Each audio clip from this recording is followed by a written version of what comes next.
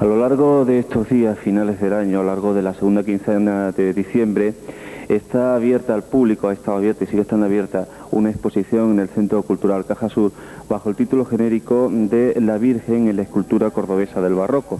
María Dolores Díaz es la coordinadora de esta exposición y nos va a explicar cómo está estructurado. Hola, buenas tardes. Pues, bueno, primero quería explicar un poco lo que son las condiciones generales de la sala donde esta muestra se ha realizado, ¿no? Que de alguna forma ha condicionado el orden de la exposición misma, ¿no?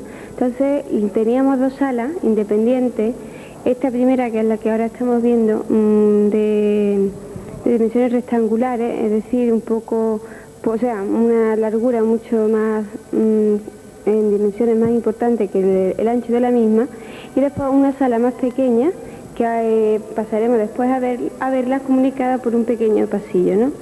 Entonces nosotros nos propusimos desde el primer momento trazar un cierto itinerario para que las personas al ver la exposición, digamos, siguieran un orden lógico en la misma. De esta manera, lo primero que hicimos fue pensar una posible solución para cerrar el pasillo de tránsito, de tal forma que no hubiese posibilidad de visitar la exposición nada más que de la forma que nosotros habíamos pensado. Entonces, para seguir este criterio metodológico y didáctico, pues seguimos un criterio que se había seguido en el estudio que Caja Sur ha editado de forma paralela a la exposición, ¿no? Entonces este criterio tiene una base fundamentalmente iconográfica y entonces de esta manera se han establecido como 4 o 5, mejor dicho, partes en la exposición, según estos temas iconográficos. Entonces el primer ámbito sería en el cual nos encontramos el que corresponde a los temas inmaculadistas y estaría cerrado por la imagen esta central de la sala, que es una asunta debido a las gubias de Duque Cornejo. Entonces esta asunta, que a alguien le podría sorprender su ubicación aquí, ¿no? O sea, ha sido aquí expuesta por un motivo de orden estético y esto es que, dadas las dimensiones de la imagen, no podía colocarse en la sala pequeña donde hubiese ido de una manera lógica. Sin embargo, también había una razón iconográfica que nos permitía colocarla en el lugar donde realmente se ha puesto, y ha sido que a finales del siglo XVIII hay una simbiosis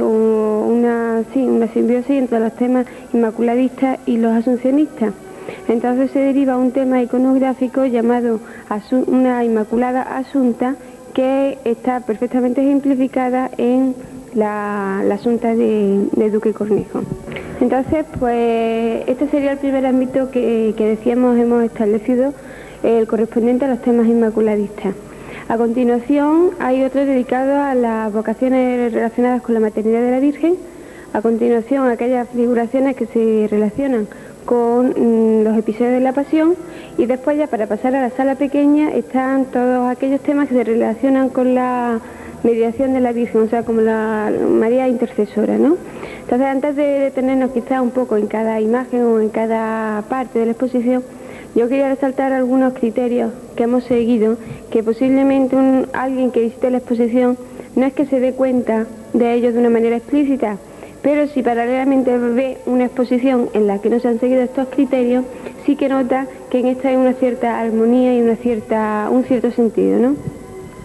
Entonces, así yo destacaría, por ejemplo, el hecho de que hemos cuidado de que todos los pedestales en los que van las imágenes están a una misma altura.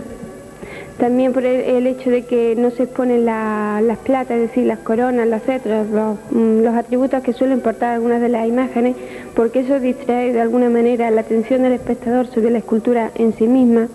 O el hecho de que también hemos querido enmarcar o resaltar el volumen de las tallas, colocando algunos fondos a las imágenes, pero de modo tampoco repetitivo, porque si no, digamos, dañaría ya las condiciones de exposición de la sala, y entonces diríamos comería demasiado espacio a las imágenes en sí mismas. También se ha hecho una pequeña guía, porque no es catálogo propiamente, una pequeña guía de la exposición, porque creíamos que lo más interesante era que la persona que visitase la muestra supiese qué era lo que estaba viendo, ¿no? Entonces, para conseguir este objetivo hemos hecho 3 cosas. Una primera es colocar delante de cada pedestal, o sea, de cada imagen, un pequeño rótulo donde se explica la vocación, la fecha, el autor si se conoce, el material en que está trabajado y la procedencia de la imagen. Después también se ha hecho esto que decía, una pequeña guía en la cual se explican en términos generales las variantes iconográficas de cada ámbito que antes decía, ¿no? Y los ejemplos que están presentes en la exposición, por qué están colocados donde están y cuál es su novedad iconográfica.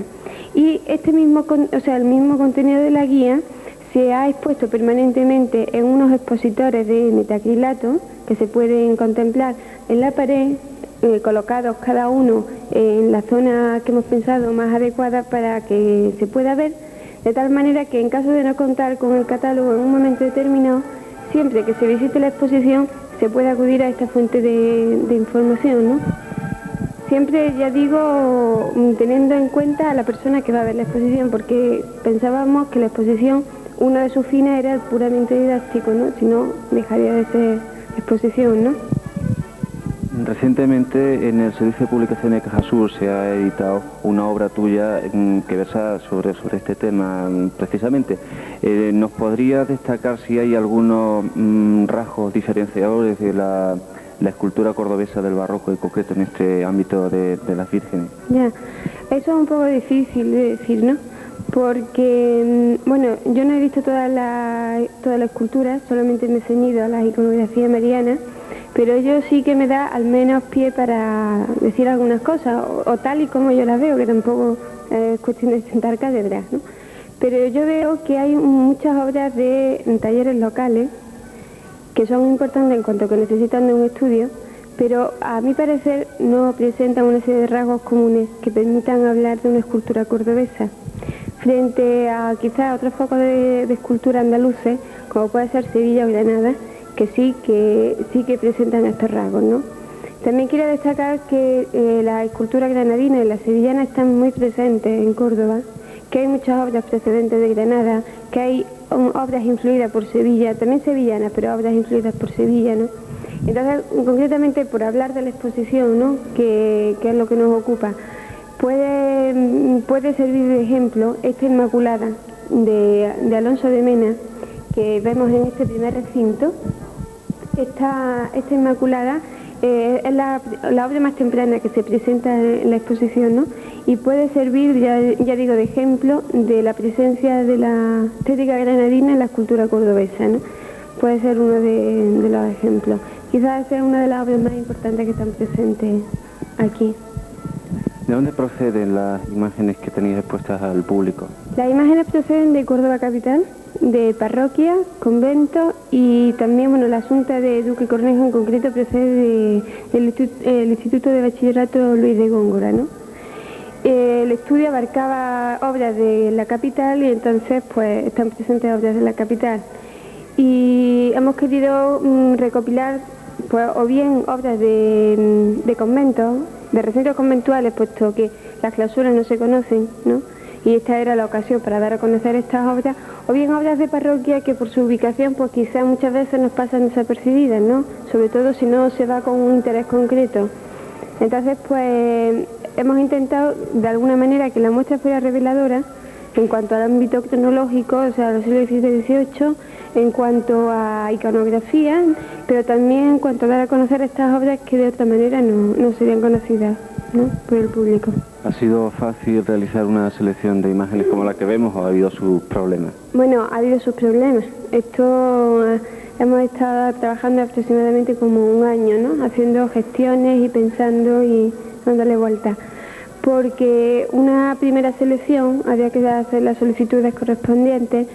Ha habido quien no ha accedido, aquí hay ausencia, ¿no? Tú te haces un esquema primero que después no corresponde, o bueno, en este caso la verdad tampoco hay que exagerar, ¿no?